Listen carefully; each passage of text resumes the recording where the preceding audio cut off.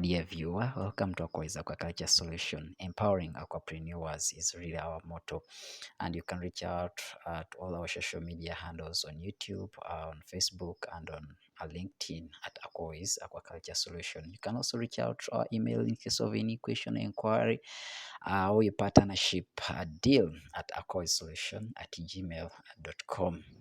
And in today's series, we'll be looking at tilapia, fly tilapia production or fly tilapia hatching. And our most interest will be in seed incubation. And again, we'll be looking at hormonal sex reversal. Hope you'll be enjoying and you'll be learning more and more. Tilapia is one of the commonest grown fish today here in the region in Africa and across the globe. It's one of the fastest grown fish species, and I think you'd love really to grow it because it grows so faster. Number one, then its taste is really unbeatable. Everywhere it has rapid growth. It is so tolerant to high stocking densities and actually some harsh conditions. It, be, being herbivorous means it can depend on several number of foods. Then its local market demand is really so high and unbeatable in many areas. And then it's very simple to reproduce really if you have ever bred, if you've breeded in other fish species, you can really believe tilapia is so wonderful and so easy to breed. Yes, let's dive in our hatchery and all what you need to know that tilapia is a mouth brooder, meaning it undergoes external fertilization where eggs, the female lays eggs, the male come and fertilize them, and then the female just picks the eggs and put them in the mouth, and then it broods them until they do hatch. So for those people who do egg collection for hatching in the McDonald jar technology, as we'll see shortly, you need to collect them at this stage when they just undergone fertilization immediately, and they'll turn this yellow just as you can see here.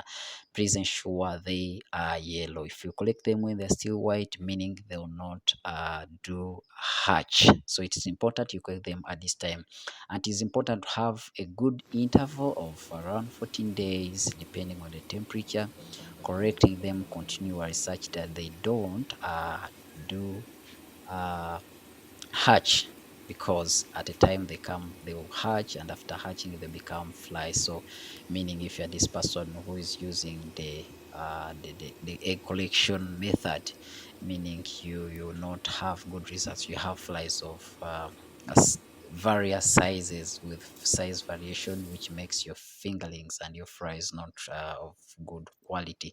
So that means you have to have an interval of collection and correcting these eggs to ensure they are of good quality.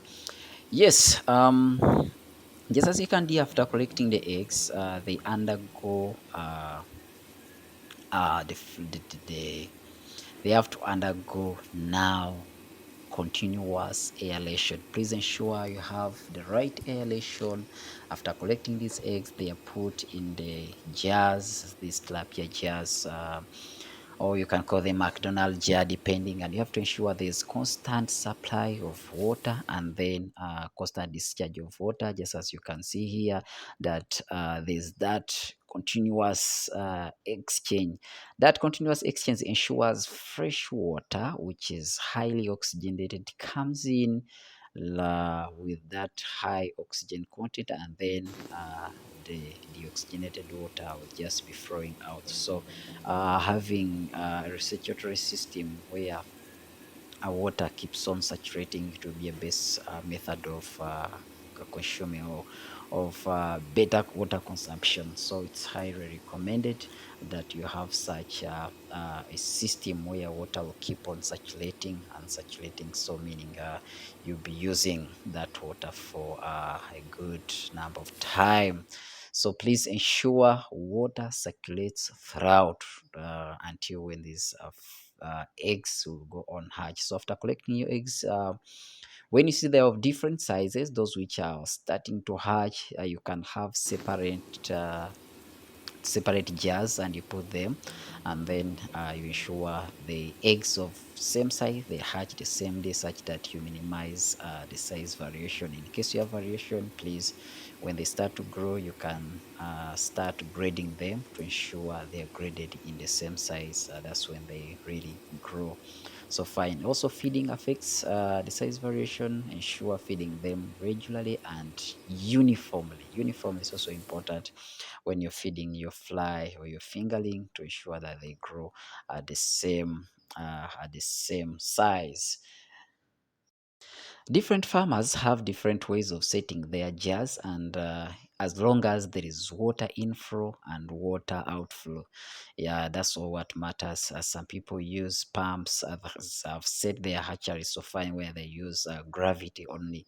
Water comes in and these taps, they will be used to close or to open, and then water will continually flow. When someone else stops, you just tap, you remove the tap, you disconnect the tap, and then water will stop flowing, especially when the season has or when they have hatched. After 3 to 4 days, of course, they'll hatch and you start feeding them after the embryo disappears. Please ensure when you're feeding them, let the embryo first disappear. The embryo is that something like a white sac. You'll see it immediately they start. Immediately they hatch, they have that white sac. Ensure it is completely utilized before you start feeding them. It can take probably a week or 4 days, depending on your quality. And then after that period, start feeding them with high quality powdered feeds. Feed them slowly, ensuring that feed is not wasted, because when it is wasted, that means what? That means water quality is being affected. So from this tub, from these jars, you put them in now the nursing section. It can be big troughs, basins, or it can be in a small happers, but where water is really, where the water current is really small, because these fish, they have not yet learned to swim well. So you should put them where really the environment is safe and water is not so wild. When I say wild, I think you understand me. Yes, thank you very much. And yes, again, seed collection and incubation can be in two ways. There's a traditional way where farmers just grow males and females. Of course, you stock them at the right ratio.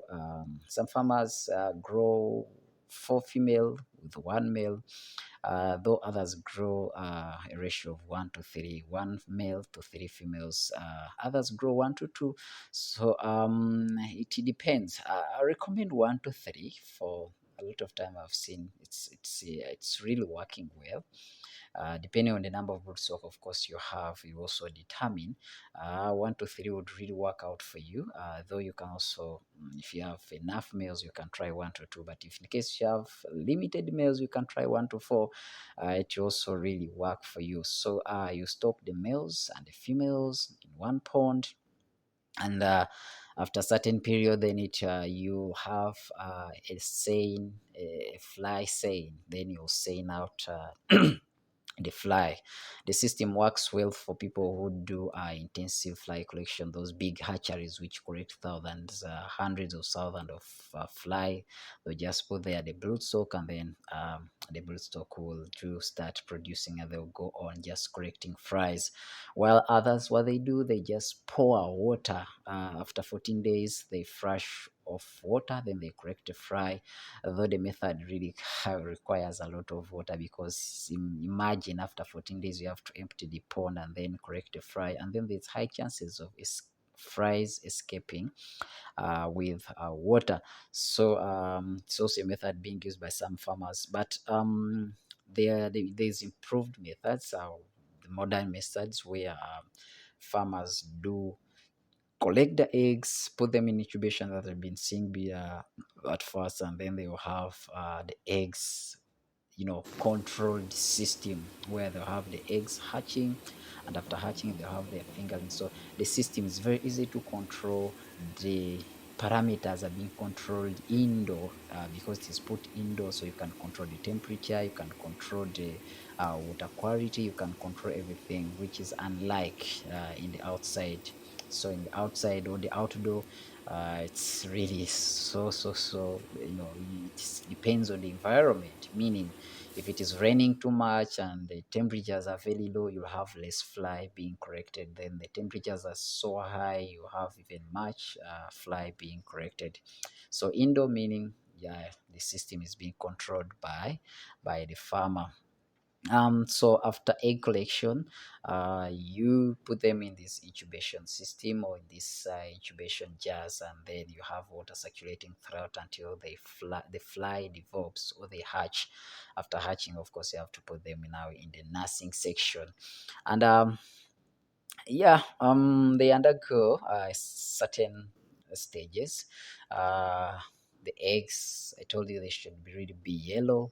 Then after that, they will start developing slowly. You see something like two-eyed spot. Then from that, you see a fly developing slowly until when it can be a real fry, and then to start swimming up. Then at this stage, we recommend a high stocking density. Of course, you can put them in case you're putting them in the hoppers or in the basin, whatever you're using, or the tanks, those concrete tanks which are built indoor. You can have a big stocking density, higher stocking density, and then as they go on growing, please reduce the stocking densities to allow them to, yes, to grow well and well.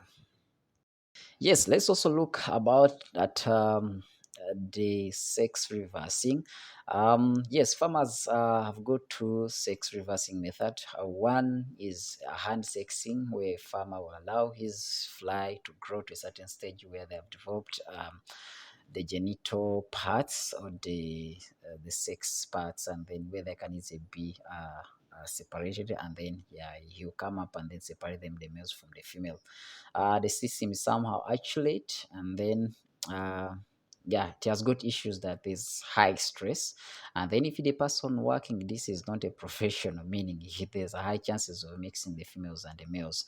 And then another disadvantage is that you have to wait this fingering until they grow when there's differentiated genital parts for you to differentiate them. Then another method is using of hormone, the 17 alpha methyl testosterone. It is a male hormone, or it is a maling hormone. This hormone, please, we recommend females, ladies, please don't be even near it. It can really change you to male characters. It really do.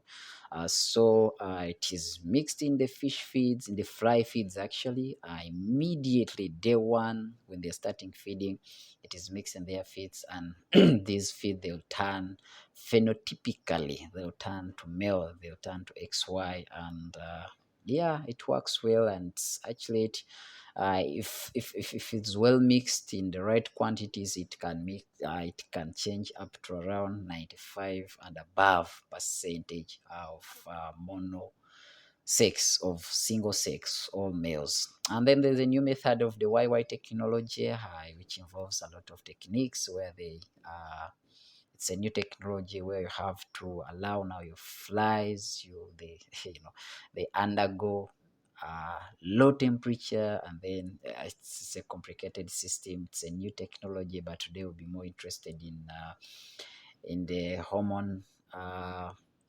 sex reversal. So please mix your feeds thoroughly, allow it to dry, but not in direct sunshine. It should be in shade.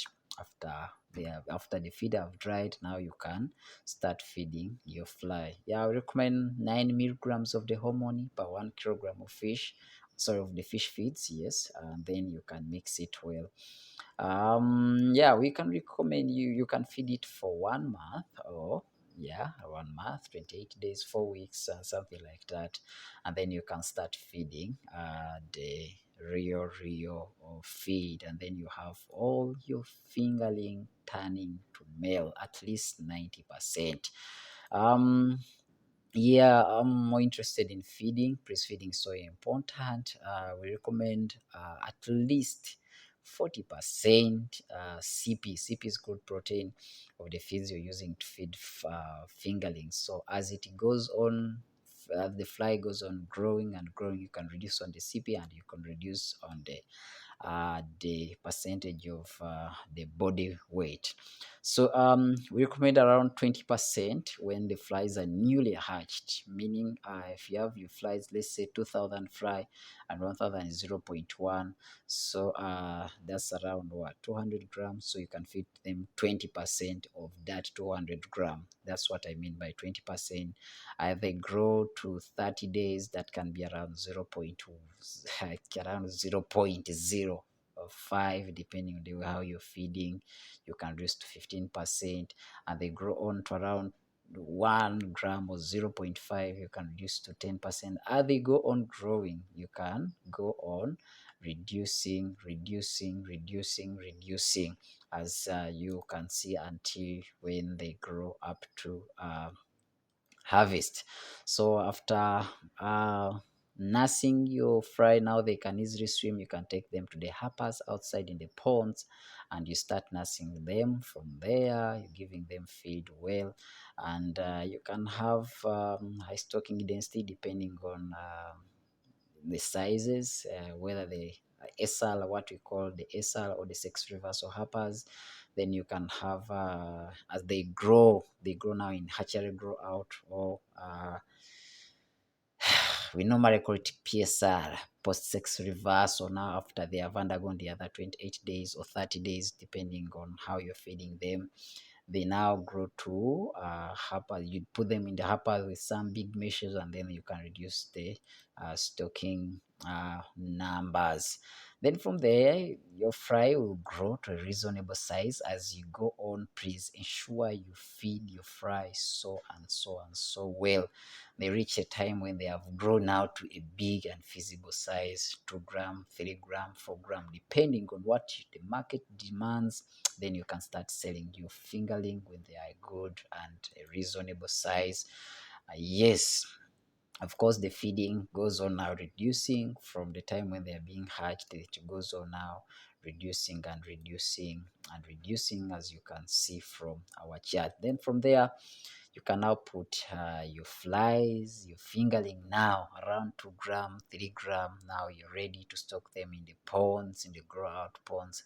Start feeding them slowly, depending on how you want them to grow. The more you feed, the more they grow. But please ensure you don't overfeed. Feed them according to the response. So in case you feed them to the response and well, they can grow a bit faster than the people who feed maybe 2 times a day.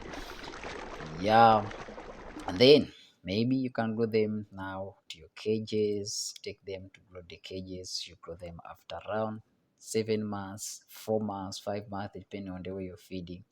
Your fish will be ready for harvest. Yes, that is it. Simple of it. Let me know what you have not understood. Let me know what you have liked, and then in the comment section, let me know what you want to ask from the comment section, and then I'll be ready to answer you. Thank you very much. We meet in the next video.